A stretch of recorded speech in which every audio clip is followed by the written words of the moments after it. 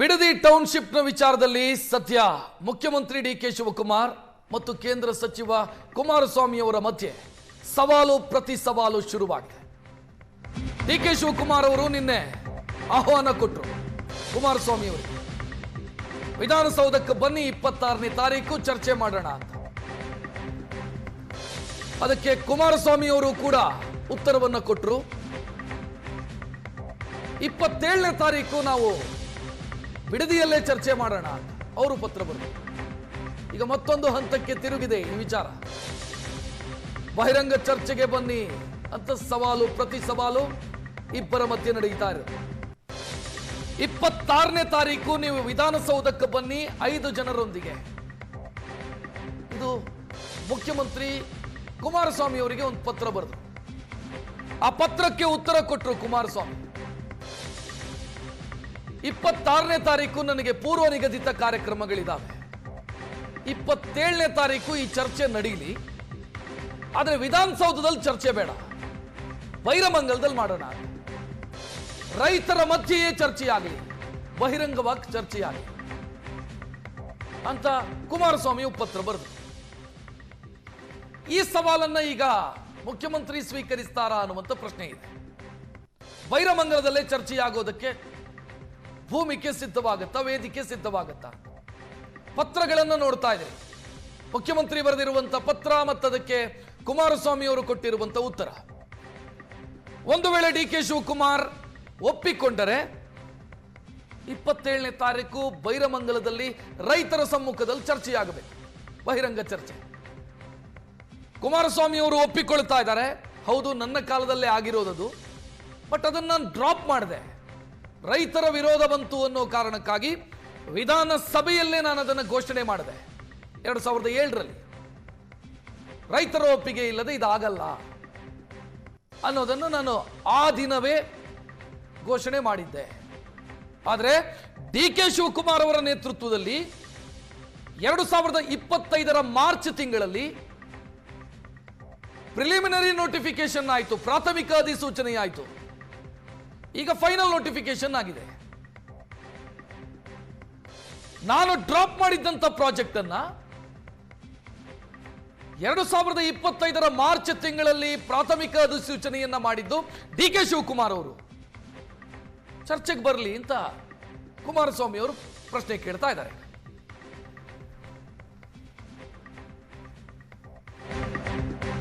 ಮುಖ್ಯಮಂತ್ರಿಗಳ ಆಹ್ವಾನಕ್ಕೆ ಕೇಂದ್ರ ಸಚಿವ ಕುಮಾರಸ್ವಾಮಿ ಕೌಂಟರ್ ಕೊಟ್ಟಿದ್ದಾರೆ. ಬಹಿರಂಗ ಚರ್ಚೆಯ ಆಹ್ವಾನವನ್ನು ಸ್ವೀಕರಿಸಿದ್ದೀನಿ, ಆದರೆ 26ಕ್ಕೆ ಬೇಡ, 27ಕ್ಕೆ ಅಂತ 5 ಮಂದಿಯನ್ನು ಕರೆದರು ಡಿ ಕೆ ಶಿವಕುಮಾರ್ ಕುಮಾರಸ್ವಾಮಿ ಅವ್ರ ಜೊತೆಗೆ. ಅದಕ್ಕೆ ಉತ್ತರ ಕೊಟ್ಟರು ಕುಮಾರಸ್ವಾಮಿ, ನನಗೆ ಪೂರ್ವ ನಿಗದಿತ ಕಾರ್ಯಕ್ರಮ ಇದೆ, 27ನೇ ತಾರೀಕು ಬೈರಮಂಗಲದಲ್ಲಿ ಚರ್ಚೆಯಾಗಲಿ.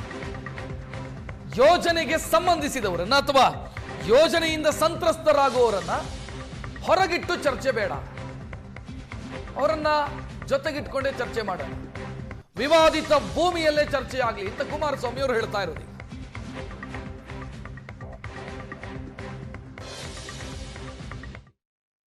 ಜನ ಸವಾಲು ಬೇರೆ ಆಗ್ತಾ ಇದ್ರು, ಬರಲಿ ವೇದಿಕೆ ಮೇಲೆ ಎಲ್ಲ ಮಾಡ್ತೀವಿ ಅಂತ. ಬನ್ನಿ ಬೈರಮಂಗಲಕ್ಕೆ ಹೋಗೋಣ, ಕಚೇರಿಯಲ್ಲಿ ಕೂತ್ಕೊಂಡು ಕೆಲಸ ಮಾಡಲ್ಲ. ನಾನು ಎಲ್ಲದಕ್ಕೂ ಸಿದ್ಧ ಇದ್ದೇನೆ. ಬಿಡದಿ ಟೌನ್ಶಿಪ್ ವಿಚಾರಕ್ಕೆ ಬಹಿರಂಗವಾಗಿ ಚರ್ಚೆ ಮಾಡೋದಕ್ಕೆ ನಿಮಗೆ ಸವಾಲ್ ಹಾಕಿದ್ದಾರೆ ಸರ್. ಬೈರಮಂಗಲಕ್ಕೆ ಬನ್ನಿ ಅಂತ ಹೇಳಿದ್ದಾರೆ. ನಾನೇನು ಮಾತಾಡೋದಿಲ್ಲ, ಕರೆದಾಗ ಬರಲಿಲ್ಲ. ಅಸೆಂಬ್ಲಿ ಇದೆ, ಅವರ ಅನುಭವಿ ರಾಜಕಾರಣಿಗಳ ಹತ್ರ ಮಾತಾಡಿಸ್ಲಿ, ಉತ್ತರ ಕೊಡೋಣ. ಕೆಲವೊಂದಿಷ್ಟು ದಾಖಲೆ ಬಿಡುಗಡೆ ಮಾಡಿದ್ದಾರೆ ಸರ್ ಅವರು. I wish them all the best. Good ಕೆಲಸದಲ್ಲಿ ಬ್ಯುಸಿ ಇರ್ತೀರಪ್ಪ, ಯಾಕಂದ್ರೆ ಸರ್ಕಾರ ನಡೆಸ್ತಾ ಇದ್ದೀರಿ. ನಾನು ಫ್ರೀ ಇದ್ದೀನಿ, ಯಾವ ಬೇಕಾದ್ರೂ ಬರ್ತೀನಿ ಅಂತ ಅವತ್ತು ಹೇಳಿದ್ದೀನಿ. ನಾನೇನು ಬರಲ್ಲ ಅಂತ ಹೇಳಿಲ್ಲ, ಯಾಕಂದ್ರೆ ಬ್ಯುಸಿ ಅವರು, ಅವರಷ್ಟು ಬ್ಯುಸಿ ನಾವಿಲ್ಲ. ಏನೋ ಇನ್ನೂ 8 ವರ್ಷ ಇರ್ತಾರಂತೆ, ಯಾರೋ ಪಾಪ ಶಾಸ್ತ್ರ ಹೇಳೋರು, ಇನ್ನು 8 ವರ್ಷ ಅವರೇ ಮುಖ್ಯಮಂತ್ರಿ ಅಂತ ಹೇಳಿ. DK-HDK ಮಧ್ಯೆ ಈಗ ಸವಾಲು ಪ್ರತಿ ಸವಾಲು ಆರಂಭ ಆಗಿದೆ. ಇದರ ಮಧ್ಯೆ ಡಿ ಕೆ ಶಿವಕುಮಾರ್ ಅವರ ಆಪ್ತ ವಲಯದಲ್ಲಿ ಗುರುತಿಸಿಕೊಂಡಿರುವಂಥ ನಾಯಕರು ಕೂಡ ಕುಮಾರಸ್ವಾಮಿ ಅವರನ್ನು ಟಾರ್ಗೆಟ್ ಮಾಡ್ತಾ ಇದ್ದಾರೆ. ಸಿಎಂ ಜಾಗದಲ್ಲಿ ಯಾರೇ ಇರಲಿ ಅವರ ಮಾತಿಗೆ ಗೌರವ ಕೊಡಬೇಕು ಅಂತ ಅಂತ ಬಿಡದಿಯಲ್ಲಿ ಚರ್ಚಿಸೋಣ ಅಂತ ಕುಮಾರಸ್ವಾಮಿ ಅವರಿಗೆ ಚಲುವರಾಯಸ್ವಾಮಿ ಟಾಂಗ್ ಕೊಟ್ಟಿದ್ದಾರೆ. ಮಾಜಿ ಸಚಿವರು ಸಿಎಂ ವಿಧಾನಸೌಧಕ್ಕೆ ಕರೆದಿದ್ದಾರೆ. ಮಾತಿಗೆ ಬೆಲೆ ಕೊಟ್ಟು ಕುಮಾರಸ್ವಾಮಿ ಅವರು ಬರಬೇಕಿತ್ತು. ವಿಧಾನಸೌಧ ಯಾರಪ್ಪನ ಮನೆಯ ಆಸ್ತಿಯೂ ಅಲ್ಲ, ಕನ್ನಡಿಗರ ಆಸ್ತಿ ಅದು. ವಿಧಾನಸೌಧದಲ್ಲಿ ಅಧಿಕಾರಿಗಳಿರ್ತಾರೆ, ಅವರ ಸಮ್ಮುಖದಲ್ಲಿ ಚರ್ಚೆ ಆಗಲಿ ಅಂತ ಚಲುವರಾಯಸ್ವಾಮಿ ಮಾತನಾಡಿದ್ದಾರೆ. ಬಟ್ ಒಬ್ಬ ನಾಡಿನ ಮುಖ್ಯಮಂತ್ರಿ ಯಾರೇ ಇರಲಿ ಆ ಸ್ಥಾನದಲ್ಲಿ ನಾವು ಗೌರವವಾಗಿ ಅವರ ಇದನ್ನು ಇವ್ರು ಕೇಳಬೇಕು ಬಿಡಬೇಕು ಅನ್ನೋದಕ್ಕಿಂತ ಹೆಚ್ಚಾಗಿ ಇವರು ಚರ್ಚೆ ಮಾಡಬೇಕು ಅಂದಾಗ ಅವ್ರು ಚರ್ಚೆ ಮಾಡಲಿಕ್ಕೆ ಬನ್ನಿ ಅಂತ ಆಹ್ವಾನ ಕೊಟ್ಟಾಗ ವಿಧಾನಸೌಧ ನಮ್ಮದು ಅಲ್ಲ, ಅವ್ರದ್ದು ಅಲ್ಲ, ಯಾರ್ದು ಅಲ್ಲ, ಈ ನಾಡಿನ ಜನರದ್ದು, ಕನ್ನಡಿಗರದು ವಿಧಾನಸೌಧದಲ್ಲಿ ಅಧಿಕಾರಿಗಳಿರ್ತಾರೆ, ಮುಖ್ಯಮಂತ್ರಿ ಇರ್ತಾರೆ, ಸಂಬಂಧಪಟ್ಟಂಥ ಎಲ್ಲ ಕೂತ್ಕೊಂಡು ಚರ್ಚೆ ಮಾಡಬೇಕು ಯಾವುದು ಸರಿ ತಪ್ಪು ಅಂತ. ನಾನು ಅಲ್ಲಿಗೆ ಬನ್ನಿ ಇಲ್ಲಿಗೆ ಬನ್ನಿ ಅಂತ ಇವ್ರು ಮುಖ್ಯಮಂತ್ರಿ ಆಗಿದ್ದಾಗಲೂ ಇವ್ರು ಕರೆದ್ರೂ ಅದೇ ಗೌರವ ಕೊಡಬೇಕು ಬೇರೆಯವರು. ಇವತ್ತು ಡಿ ಕೆ ಶಿವಕುಮಾರ್ ಅವರು ಮುಖ್ಯಮಂತ್ರಿ ಆಗಿದ್ದಾರೆ, ಅವ್ರು ಕರೆದಾಗ ಇವರಿಗೆ ನಿಜವಾದಂಥ ರಾಜಕೀಯದಲ್ಲದಲ್ಲೇ ಆ ರೈತರ ಪರವಾಗಿದ್ದೀನಿ ಅನ್ನೋದಾದರೆ ಚರ್ಚೆಗೆ ಬಂದು ಚರ್ಚೆ ಮಾಡಿ. ಇನ್ನು ಕುಮಾರಸ್ವಾಮಿ ಅವರ ಮಾತಿಗೆ ಮಂಡ್ಯ ಶಾಸಕ ಗಣಿಗ ರವಿಕುಮಾರ್ ಅವರು ಕೂಡ ಪ್ರತಿಕ್ರಿಯಿಸಿದ. ಕುಮಾರಸ್ವಾಮಿ ಬೆಳಗ್ಗೆ ಒಂದು, ಸಂಜೆ ಒಂದು, ರಾತ್ರಿ ಮತ್ತೊಂದು ಮಾತನಾಡ್ತಾರೆ ಅಂತ ಕುಮಾರಸ್ವಾಮಿ ಅವರ ಹೇಳಿಕೆಗೆ ಗಣಿಗ ರವಿಕುಮಾರ್ ತಿರುಗೇಟು ಕೊಟ್ಟಿದ್ದಾರೆ.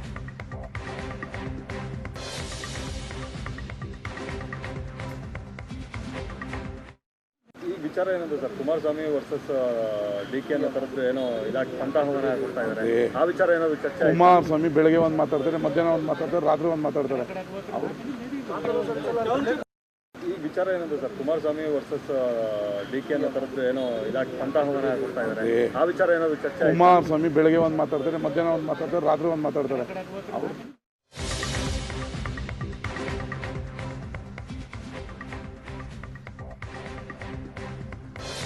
ವಿವಾದಿತ ಜಾಗದಲ್ಲೇ ಚರ್ಚೆಯಾಗಲಿ ಅಂತ ಕುಮಾರಸ್ವಾಮಿ ಹೇಳಿದರೆ ಅದಕ್ಕೆ ಪರಿಸರ ತಜ್ಞರು ಸಾಥ್ ಕೊಟ್ಟಿದ್ದಾರೆ.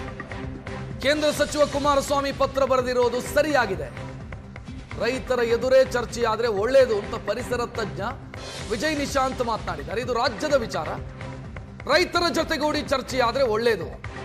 ಎಷ್ಟು ರೈತರಿದ್ದಾರೆ, ಫಲವತ್ತಾದ ಭೂಮಿ, ಬರಡು ಭೂಮಿ ಎಷ್ಟಿದೆ, ಇದೆಲ್ಲವೂ ಗೊತ್ತಾಗತ್ತೆ. ವಿವಾದಿತ ಸ್ಥಳದಲ್ಲೇ ಮುಖ್ಯಮಂತ್ರಿಯ ಸಮ್ಮುಖದಲ್ಲಿ ಚರ್ಚೆಯಾಗಲಿ ಅಂತ ಅವರು ಮಾತನಾಡಿದರು. ಮುಖ್ಯಮಂತ್ರಿಗಳು ಇವತ್ತು ಒಂದು ಲೆಟರ್ ಬರೆದಿದ್ದಾರೆ.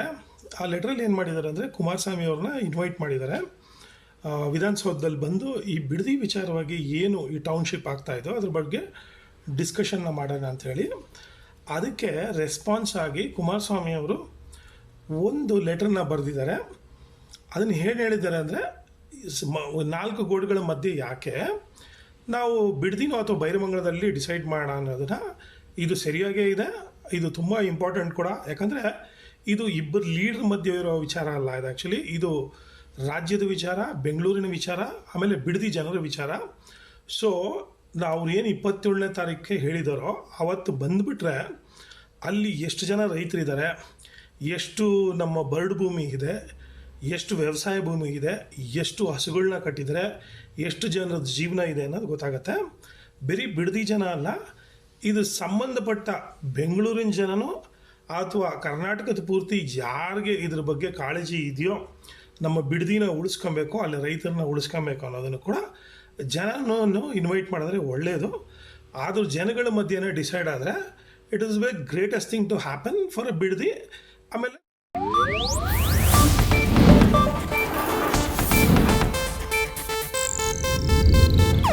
ಇದು ಏಷ್ಯಾನೆಟ್ ನ್ಯೂಸ್ ನೆಟ್ವರ್ಕ್ ಪ್ರಸ್ತುತಿ.